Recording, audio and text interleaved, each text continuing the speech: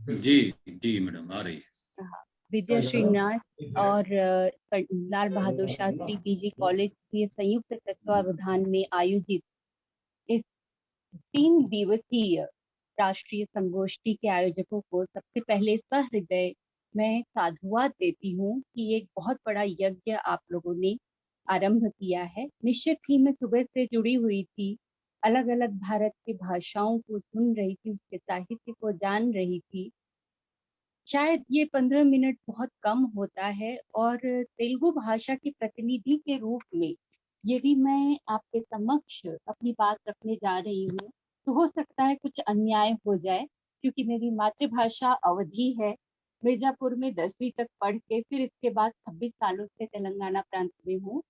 तो तेलुगु लिखना पढ़ना तो सीख लिया, लेकिन बोलना आज तक नहीं सीख पाई पूरी तरह से। समझना आ गया आज से। तो तेलुगु साहित्य के इतिहास की कड़ी आदरणीय गिरीश्वर मिश्र जी ने मुझे दी। उन्होंने कहा आप लिखिए। फिर इसके बाद दयानिधि जी का सतत जो प्रेरणा रहा, उससे मैं आह्लादित हुई, प्रोत्साहित हुई, और मैंने गहन चिंतन मनन करते हुए 22 पृष्ठों में समेट कर तेलुगु साहित्य को परिचित कराने की कोशिश की।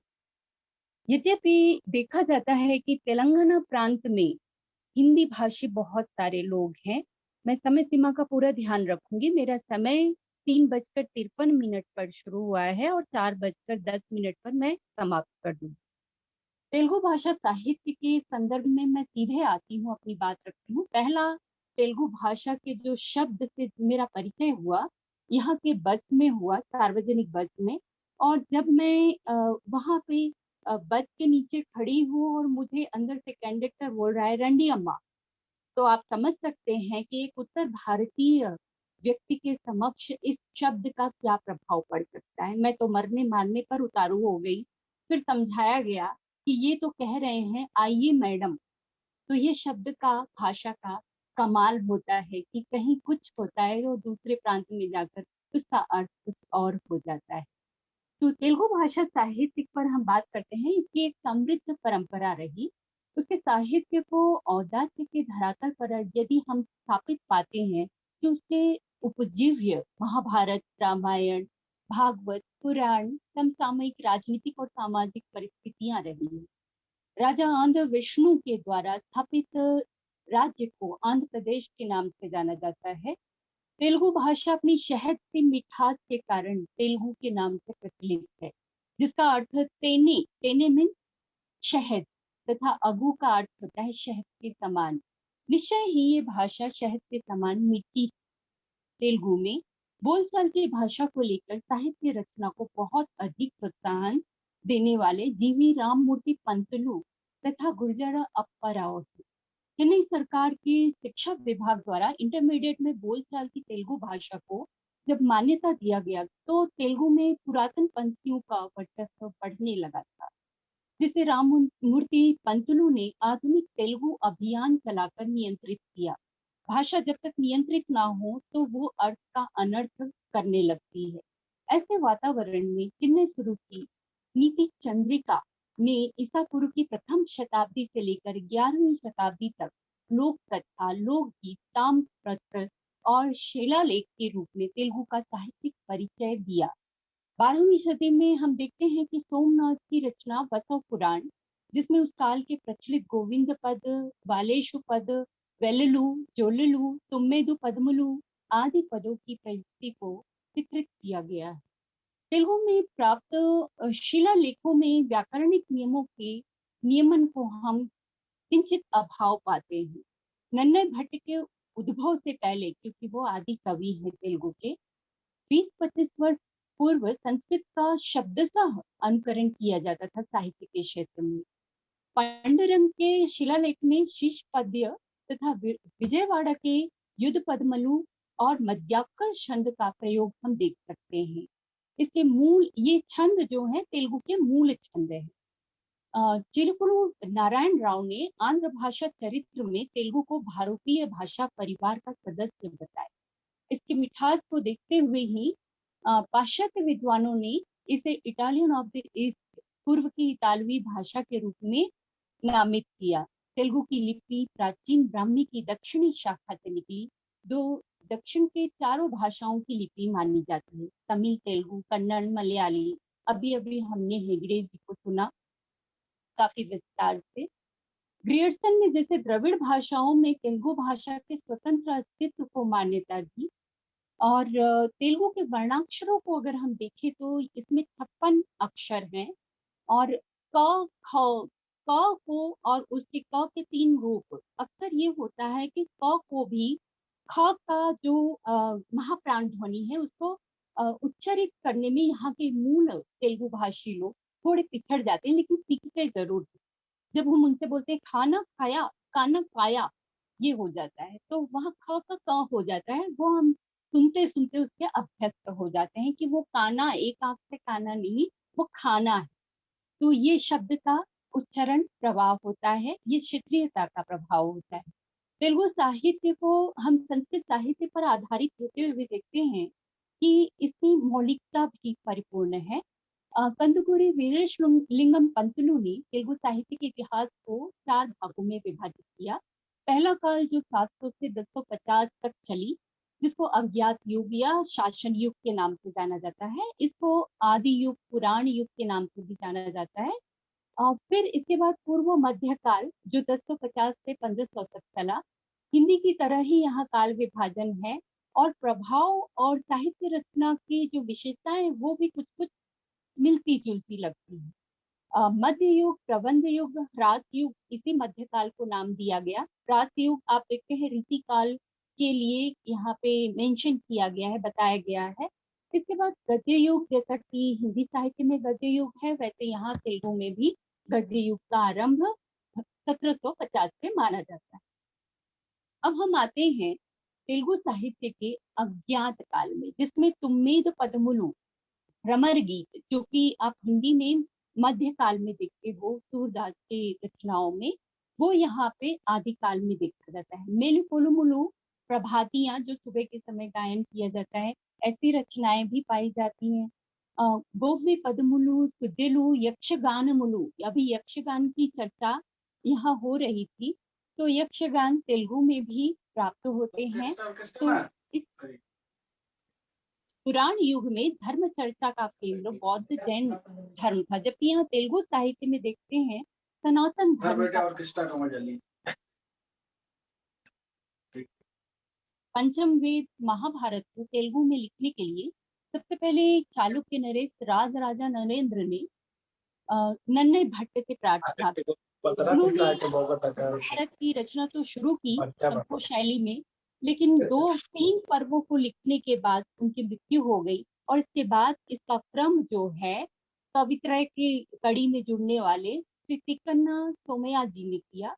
इसके बाद उन्होंने निर्वचनोत्तर रामायण की रचना की। 14वीं शताब्दी में हम देखते हैं कि इसके साहित्य का प्रबंध काल मिलता है। उत्तर मध्य काल तथा रचनात्मक प्रवणता के कारण ही यह काल स्वर्ण काल के नाम से जाना जाता है। स्वर्ण काल हिंदी में भी यही काल है। स्वामी विद्यारण्य के मार्गदर्शन में विजयनगर साम्राज्य की स्थापना हुई। ये सचमुच स्वर्ण काल सिद्ध होता है, क्योंकि श्री कृष्ण देव राय जैसे विद्वान और प्रतापी राजा के भुवन विजय सभा में एक से एक बढ़कर विद्वान तथा कवि। इस सभा के अष्ट दिग्गज जो थे वो इतिहास प्रसिद्ध है। अल्लसानी पेद्दन्ना के स्वरचित मनु चरित्र में समास युक्त पदावली और प्रबंध शैली की प्रयुक्ति हुई है। नंदी तिम्मन्ना ने परिजात अपहरण, ये आप देखते हैं परिजात अपहरण, और कृष्ण रुक्मिणी और सत्यभामा से जुड़ी कथा नाट्य शैली में प्रस्तुत की गई। हालांकि ये कविता में है, लेकिन नाट्य शैली में। तेनाली रामकृष्णन को कौन नहीं जानता। वक्रोक्त शैली में इन्होंने पांडुरंग महात्म्यमु और उद्भट्टा राज्य चरित्रमु की रचना की। दुर्जटी की कालहस्ती, आज भी कालहस्ती की प्रदक्षिणा की जाती है, उसके पीछे मिथकीय पौराणिक कथाएं भी प्रचलित हैं। तो उन्होंने दुर्जटी ने कालहस्ती महात्म्य की रचना की। संगीत रस रहस्य कलानी के नाम से भट्टुमूर्ति ने वसु चरित्र की रचना की। इस तरह से आप देखते हैं कि लंबी परंपरा इस काल में उच्चतम साहित्य की पाई जाती है। कंदगुरु रुद्र कवि ने निरंकुशोपाख्यान, जनार्दनाष्टमुखमु, सुग्रीव विजयमु की रचना की। अष्ट दिग्गज कवियों में जो मादई गारी मालन्ना है वो भी, उनका भी महत्वपूर्ण स्थान है। और स्वयं जो है कृष्णदेव राय, उन्होंने आमुक्त्य माल्यदा विष्णु चित्तियमु के नाम से रचना की है तेलुगु में। संस्कृत में भी वो रचना पाई जाती है। तेलुगु साहित्य का यह काल कालातीत रचनाओं के लिए जाना जाता है। तो एक तरह से देखा जाए तो भक्त पोतन्ना जैसे साधारण किसान के लिए भी देखे तो कविता एक साधना ही प्रतीत होती है। वो साधना की तरह कविता करते हैं। उनकी रचना भागवत तेलुगु साहित्य की एक अमूल्य निधि के रूप में जानी जाती है। शतक साहित्य में हम देखते हैं कि अन्नमाचार्य का वेंकटेश्वर शतक और बदेन्ना का सुमति शतक, सोमन का वृषाधीप शतक। तो इस तरह से शतक साहित्य की एक परंपरा, लंबी परंपरा हम देख सकते हैं। जकन्ना का विक्रमार्क चरित्र जो है, अनंतामात्य का भोजराज्य चरित्र, दुग्गन्ना का नचिकेतोपाख्यान। आप इस शब्द से ही समझ सकते हैं कि ये संस्कृत के ही पुराण ग्रंथों से ली गई है। तो ये सारी परंपरा इस काल में चलती रही। और दूबगुंट नारायण कवि का पंचतंत्र जो विष्णु शर्मा का लिखा गया, वो यहाँ भी तेलुगु में लिखा गया, जो काफी सराहा गया। और यही नहीं, यहाँ पे मातृ सत्तात्मक परंपरा होने के कारण माँ की परंपरा होने से स्त्रियों का सम्मान अधिक होता है। तो कुम्हार पुत्री मोल्ल कवित्री हैं जिन्होंने रामायण की रचना की। वो एक बाल विधवा थी, वेंकमांबा। उन्होंने वेंकटेश्वर महात्म्यमु, राजयोग सारिमु, योग वाशिष्ठमु की रचना की। तो चूंकि यहाँ पे परंपरा लंबी रही तो तिम्मक्का की जो सुभद्रा कल्याणमु है वो भी काफी सराही गई। और इसके बाद एलकुची बाल सरस्वती ने राघव यादव पांडवीयम, आप समझ सकते हैं कि यहाँ पे राम भी है, कृष्ण भी है, पांडव भी है। तो इसकी रचना उन्होंने की। आंध्र शब्द चिंतामणि नामक व्याकरण की टीका भी उन्होंने लिखी। शंकर का हरिश्चंद्रोपाख्यानमु, सारी गोकुलु मलन्ना का चंद्रभानु। आप देखते हैं कि स्त्री लेखिकाओं की भी एक लंबी परंपरा तेलुगु साहित्य में आप देख सकते हैं, जो कि हम हिंदी साहित्य में बहुत कम पाते हैं। मीराबाई और कुछ कवित्रियों रचनाकारों के अलावा बहुत कम परंपरा यहाँ पे प्रचुर मात्रा में है। तेलुगु साहित्य का तीसरा काल जो है, राजनीतिक विशृंखलता का युग। क्योंकि दक्षिण उत्तर से अलग होने के बावजूद भी, विंध्य पर्वत से सुरक्षित होने के बावजूद भी उसका प्रभाव जरूर पड़ता है। क्योंकि हमारा पूरा भारत कहीं ना कहीं से एक भावनात्मक जुड़ाव रखता है एक दूसरे से। ऐसे साहित्यिक वातावरण में शतक, दंडक, प्रबंध और कभी कभी गद्य साहित्य की रचना हुई। जो नायक ने जैमिनी भारतमु नामक गद्य कृति की रचना की और इन्हें कवि सार्वभौम की उपाधि से महिमा मंडित किया गया।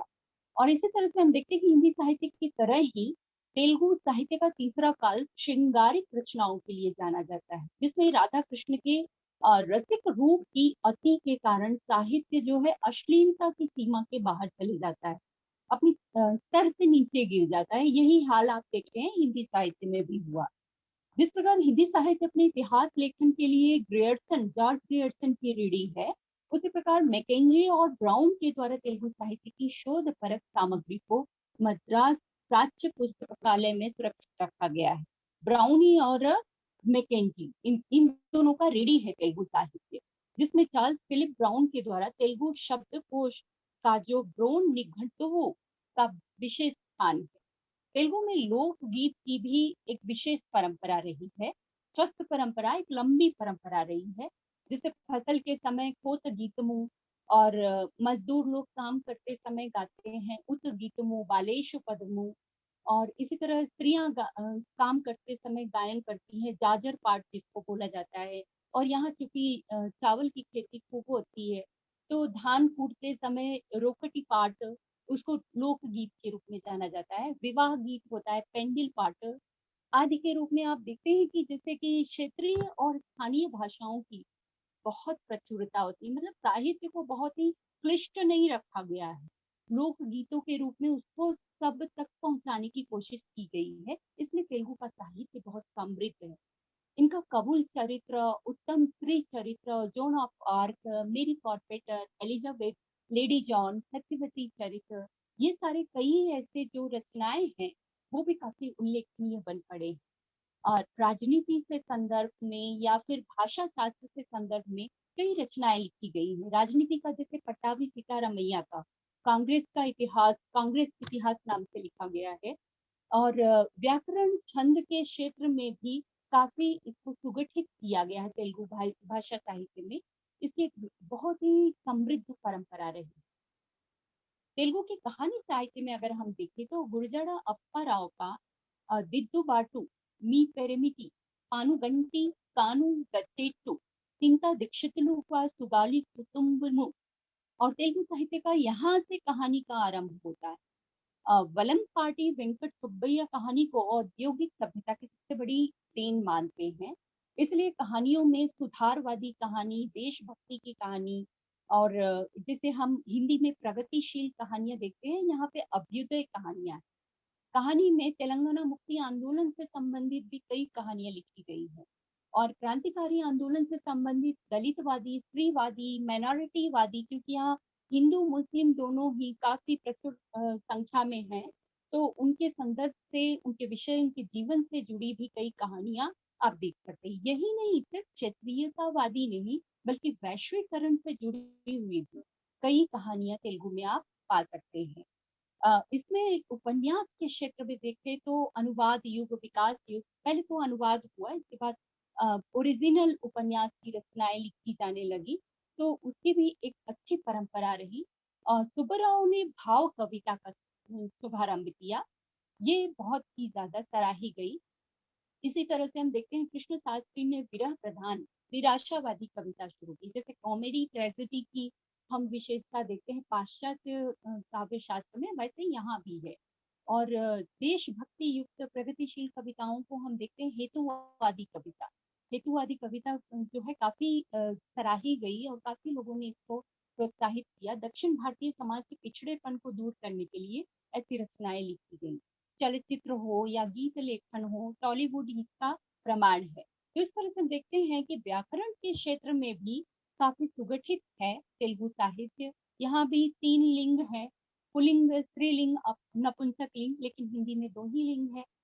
और इसी तरह से वहाँ क्रिया के आधार पर हम निर्धारित करते हैं। और इसमें हम थोड़ी सी व्याकरण पे चर्चा करेंगे, बस 1 ही मिनट है। जैसे नायकुड़ू नेता, तम्मुड़ू छोटा भाई, कुछ संज्ञाओं में हम देखते हैं कि पुल्लिंग होते हुए भी ऊ की जगह आ जाता है, ए लगा देते हैं। जैसे ममैया जिसको चाचा बोलते हैं, अन्नैया बड़ा भाई।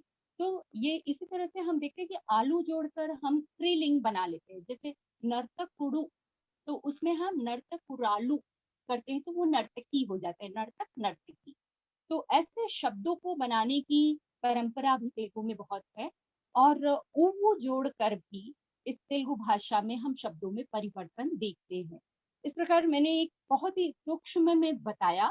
संगणक के क्षेत्र में भी तेलुगु जो है काफी तकनीकी मित्रता उसकी है और विश्व के स्तर पर कई भाषाओं में तेलुगु के साहित्य का अनुवाद किया जा रहा है।